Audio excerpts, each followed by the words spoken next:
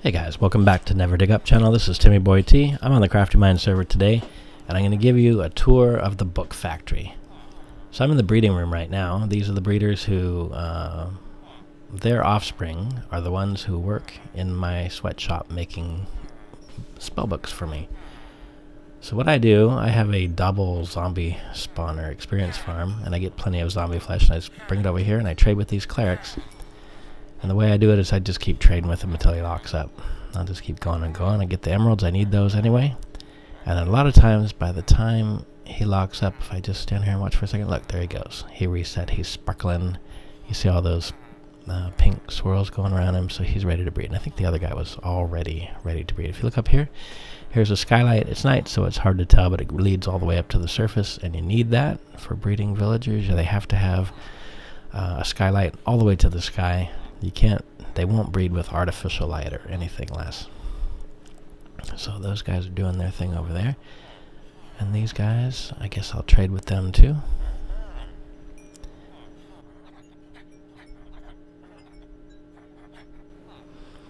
Alright, so I'm done with trading with him, and out of the corner of my eye I can see him sparkling over there. I can see the particle effects. This other guy locked up, so I'm going to have to trade something else with him so I can get him to unlock. He's already locked up on quite a few things here, so I'm not quite sure what I'm going to do with him. I'll have to get something else to trade with him. So back here, this is the factory. This is where all the books come from. And you can see, I'm going to throw all my flesh in there for now. But you can see all the librarians here. These are the ones that, oh, well, yeah, I have all these guys over here. Let's take a look at them real quick. I don't know if I might be moving too quick for you to read the signs, but I got a pretty good collection going so far. That's my mending villager back there. Alright, so these guys back here, these are the ones that don't have spells that are good enough, that are better than the ones I already have out there. So you can see what I have here. That one's Soak Touch pretty good. And Sweeping Edge 3, but I have a better Sweeping Edge 3 trade already. Flame, I may not have it, but you know what? I just don't really need Flame right now. Look at this, see. So these are all garbage. These guys are going to be re-rolled. So I'll get some supplies here. Just get some dirt. The way I do it is I make a trail for them, or a pathway, and I just use buckets of water to flush them over to where they need to go. And where they need to go is over to the zombie to become infected, so I can cure them. And the zombie's back around the corner. So I'll just let him out now. There's nowhere he can go except for back there, and I'll use water to make sure he goes all the way back where I need him to go. Now, I can hear that the zombie's already hitting him. Sometimes it's tricky. He doesn't hit him right away. I don't know why. They'll stand right next to each other. And if that happens to you, just play with it. Go back and forth. Let him see you, and then hide around the corner. And eventually, he'll notice him and start hitting him.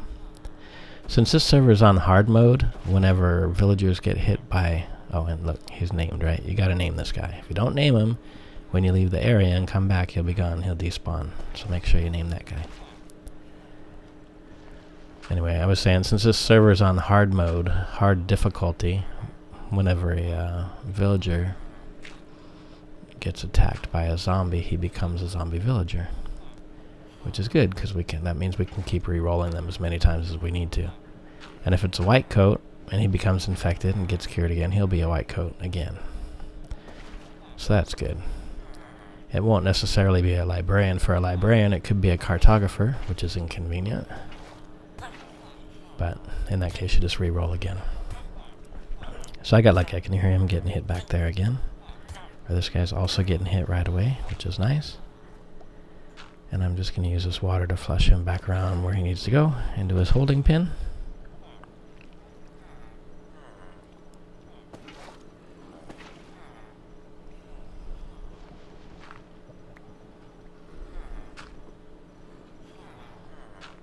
And I'll get my water back. And I'll just clean this up. So I have a good line of sight to them. I'll dig this one too. I'm just going to throw the potion right there so I can use one potion on both of them. Alright. So I'll hit them with the potion of weakness. Feed them their golden apples. And then I need to reroll this guy too. He turned out to be a cartographer. And we'll go back and check how that breeding's going back here. I don't see anybody there, but you know what? I'm going to put a bucket of water because sometimes the baby's like down under their feet and you can't really tell he's in there. Seems like he should have come out. I wonder if I was too far away. Usually I just stand right here AFK and I come back in a little while and there's babies in there. I'm just looking what the available trades are on this guy. I don't really like any of these trades very much, but you know, I don't think I ever traded a potion of enchanting with this guy before, so that'll probably unlock him, and it did. So I think both of those guys, yeah, they should both be ready to breed now. And these guys over here, ready to breed. Everybody should be ready. I don't see any hearts yet, but I know they should be ready. So if this happens to you, just be patient. It can seem like it's not working for some reason. And just don't lose faith. Just hang in there and wait. And when it's the right time, they'll start getting ready. And it's daylight up there, you can see now. So I don't know if they breed. I haven't ever noticed if they breed in the daytime or the nighttime, or if there's a certain something that, you know, triggers them to make them willing to breed, or as far as the time of day. They should all be willing now. I traded with them and they all had the pink, or is it purple, whatever color particles. So they definitely should be ready to breed. They should be willing now. Oh, there goes one. Did you see it? One of the ones on the left, there goes the hearts. And they're both making hearts now, so it's just a matter of time. There, and now the guys on the right side are also making hearts, both of them, so that's good.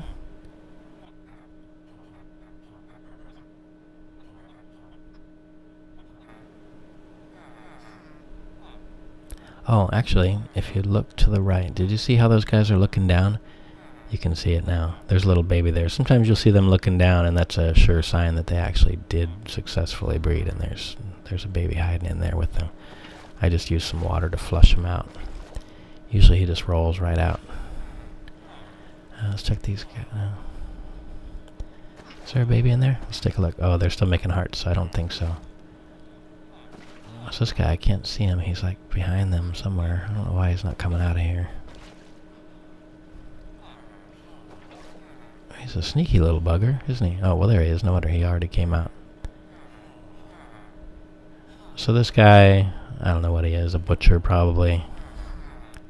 I don't need a butcher. They're worthless to me. There's just nothing I'm going to do with him. So I'm just going to drown him. If I hit him, I think these guys might be less willing to breed, and it might mess up my trades if I'm too close to the other villagers over there.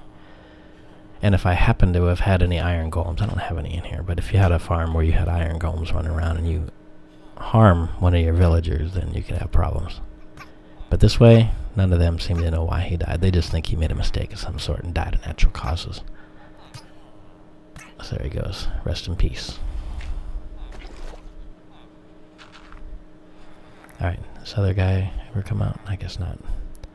We'll go check on these zombie villagers, see if they've been cured yet. It seems like they should have been by now. One of them is. Oh, and there's the other one. Perfect timing. So let's see what they got. This guy has power. Don't need that. And this guy has flame. It's a pretty good price for a flame, but you know what? I'm looking for other things right now. I really need a good unbreaking trade. I have unbreaking, but it's really high. It's like 55 emeralds or something. That's way too high.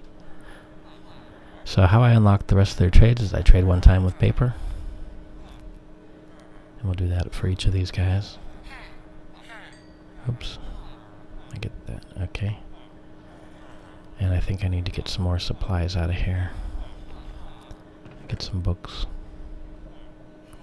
That should be all I need. A few more emeralds, maybe. Alright, and then I'll just scroll all the way up. Bookcase. Trade for a bookcase. Just to get these spells, or just to get it unlocked so I can see the higher trades. And we'll trade bookcases with this guy. And the next should be glass. Scroll all the way up. Bam, glass for 1.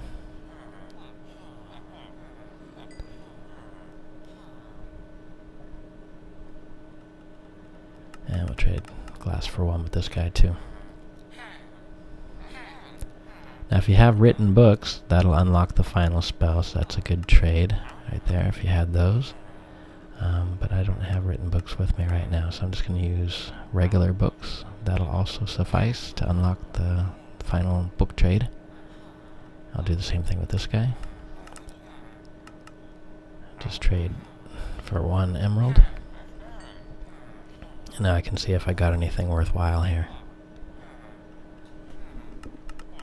So this guy has Bane of Arthropods. I don't like that. And Power Ivy. So this guy is worthless. He's going to be re-rolled.